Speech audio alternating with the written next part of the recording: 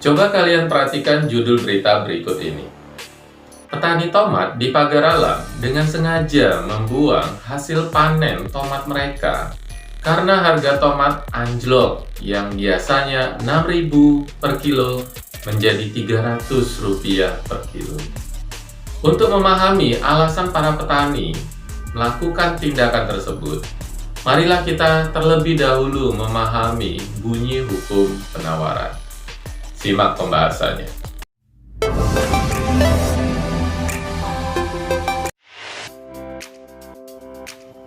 Penawaran adalah sejumlah barang atau jasa yang ditawarkan atau dijual oleh penjual pada tingkat harga dan jumlah tertentu. Bunyi hukum penawaran, semakin rendah harga suatu barang, maka semakin sedikit barang yang dijual. Dan sebaliknya, semakin tinggi harga barang, maka semakin banyak jumlah barang yang dijual. Dengan syarat ceteris paribus. Lalu apa Pak ceteris paribus itu? Ceteris paribus adalah suatu anggapan bahwa semua faktor-faktor yang mempengaruhi penawaran dianggap tetap atau tidak berubah. Mari kita lihat kembali judul berita ini. Dengan memahami bunyi hukum penawaran, maka sangat beralasan sekali para petani tomat sampai membuang hasil panen mereka karena mereka sangat kecewa dengan harga tomat yang anjlok sangat drastis. Sudah berapa banyak modal yang mereka keluarkan untuk membeli pupuk, pestisida atau obat-obatan, dan lain-lain. Tapi harga yang mereka harapkan tidak sesuai. Untuk lebih memahami bunyi hukum penawaran, marilah kita lihat tabel dan kurva penawaran berikut ini. Pada harga barang Rp200, maka jumlah barang yang ditawarkan sebanyak 10 unit. Pada harga Rp400, jumlah barang yang ditawarkan sebanyak 20 unit. Pada harga barang Rp600, jumlah barang yang ditawarkan sebanyak 30 unit. Pada harga barang Rp800, jumlah barang yang ditawarkan sebanyak 40 unit. Dan pada harga barang Rp1.000, jumlah barang yang ditawarkan sebanyak 50 unit. Faktor-faktor yang mempengaruhi penawaran. Yang pertama, harga barang itu sendiri. Penjelasan ini dapat kita pahami ketika kita bisa memahami bunyi hukum penawaran. Yang kedua, biaya produksi. Kenaikan biaya produksi dapat mempengaruhi jumlah barang yang ditawarkan produsen menjadi lebih sedikit. Dan sebaliknya, biaya produksi yang murah akan membuat produsen memproduksi barang yang jauh lebih banyak. Sifat hubungannya di sini berbanding terbalik. Contohnya, PT Roti Manis adalah perusahaan yang memproduksi roti konsumsi. Terjadi kenaikan harga bahan baku seperti gula dan telur yang berdampak pada kenaikan harga jual roti. Produsen akan mengurangi produksi roti karena kemungkinan besar roti tersebut tidak laku di pasaran karena harganya yang mahal. Yang ketiga, kemajuan teknologi produksi. Kemajuan teknologi produksi akan menyebabkan penurunan biaya produksi atau efisiensi. Maka, produsen bisa menghasilkan barang jauh lebih banyak. Dan produsen juga bisa menurunkan harga jual barang. Contohnya, mengapa batik tulis harganya jauh lebih mahal daripada batik printing? Atau kalian pernah mendengar istilah barang limited edition? Harganya pasti sangat mahal sekali. Batik tulis harganya sangat mahal karena dikerjakan secara manual atau oleh tangan manusia. Dan jumlah produksinya yang sedikit. Yang keempat, jumlah produsen. Semakin banyak jumlah produsen, maka semakin tinggi tingkat persaingan dan jumlah barang yang ditawarkan akan semakin banyak. Dengan tingkat persaingan yang tinggi tadi, maka harga jual barang semakin murah.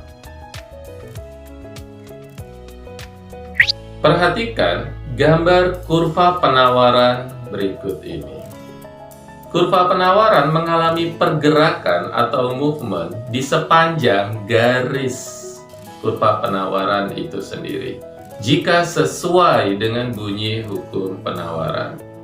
Kurva penawaran mengalami pergeseran ketika dipengaruhi oleh faktor-faktor yang mempengaruhinya dan membentuk garis kurva penawaran yang baru. Kurva penawaran akan bergeser ke kanan jika dipengaruhi oleh faktor-faktor yang mempengaruhinya. Seperti 1. Tingkat teknologi yang meningkat. 2. Jumlah produsen yang banyak. Dan yang ketiga, biaya produksi yang turun. Perhatikan kurva penawaran berikut ini. Pada tingkat harga Rp600, jumlah barang yang ditawarkan sebanyak 30 unit. Tetapi ketika dipengaruhi oleh faktor-faktor yang mempengaruhinya, maka pada tingkat harga Rp600, jumlah barang yang dijual meningkat menjadi 40 unit. Kurva penawaran akan bergeser ke kanan. Kurva penawaran akan bergeser ke kiri jika dipengaruhi oleh faktor-faktor yang mempengaruhinya, seperti 1. Tingkat teknologi yang rendah. 2. Jumlah produsen yang sedikit. Dan yang ketiga, biaya produksi yang meningkat. Perhatikan kurva penawaran berikut ini. Pada tingkat harga barang 600, jumlah barang yang ditawarkan sebanyak 30 unit. Tetapi ketika dipengaruhi oleh faktor-faktor yang mempengaruhinya tadi, maka pada tingkat harga Rp600, jumlah barang yang ditawarkan menurun menjadi 20 unit. Sekarang, waktunya kuis cepat, tepat. Silakan kalian ambil alat tulis kalian dan jawablah kuis berikut ini dengan benar. Kemajuan teknologi telah mengubah perilaku konsumen yang tadinya berbelanja secara offline, kemudian beralih secara online. Produsen harus jeli memanfaatkan peluang ini untuk meraih keuntungan yang sebesar-besarnya. Maka jumlah barang yang ditawarkan oleh produsen menjadi lebih banyak. Dari pernyataan tersebut, benar atau salah?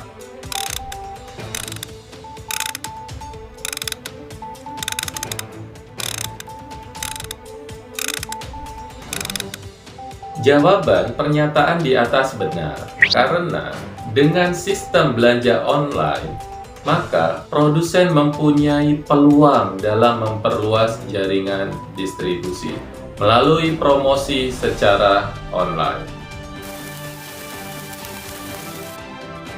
Perhatikan gambar kurva penawaran berikut ini. Kurva penawaran akan bergeser ke kanan karena A. Biaya produksi naik dan teknologi produksi tinggi. B.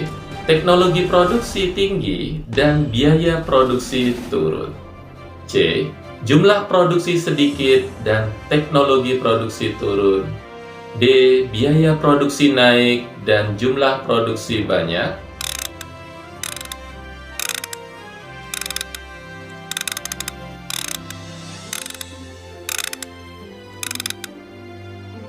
Jawabannya adalah B.